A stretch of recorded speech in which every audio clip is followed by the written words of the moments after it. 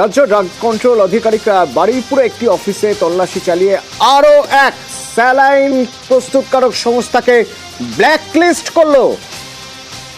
আরও এক স্যালাইন প্রস্তুতকারক সংস্থা ব্ল্যাকলিস্টেড।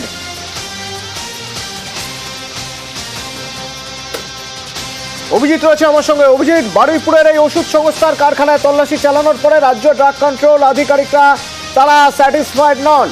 কেন কেন ব্ল্যাকলিস্ট করা হলো ওই স্যালাইন সংস্থাকে? অথচ প্রথমেই বলে রাখি, মেদিনীপুর মেডিকেল কলেজের যে ঘটনা, সেই ঘটনার পর পশ্চিমবঙ্গ ফার্মাসিউটিক্যালসের নাম উঠে এসেছিল এবং সেই পশ্চিমবঙ্গ ফার্মাসিউটিক্যালসের যে স্যালাইন, তার পরিবর্তে এই যে নতুন যে সংস্থা, সেই সংস্থার স্যালাইন ব্যবহার করা হচ্ছিল। এবং তারপরে রাজ্য ড্রাগ কন্ট্রোল বোর্ড এবং পাশাপাশি central drug standard control organisation বা সিডিএসসিওর সহকারী ড্রাগ কন্ট্রোলার এবং ইন্সপেক্টররা রাজ্য ড্রাগ কন্ট্রোলের ইন্সপেক্টরদের সঙ্গে একযোগে বারুইপুরে এই সংস্থার কারখানায় অভিযান চালায়।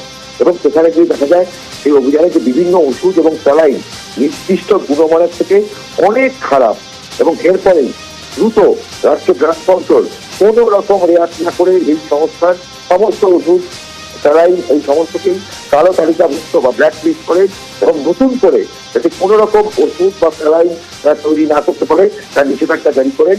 রাজ্য ড্রাগ কন্ট্রোল করে এই সিদ্ধান্ত নিয়েছেন এবং বলা যেতে পারে যে রোগীর স্বার্থে এটা অত্যন্ত গুরুত্বপূর্ণ পদক্ষেপ।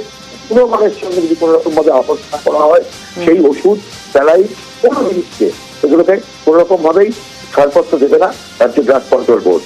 ধন্যবাদ।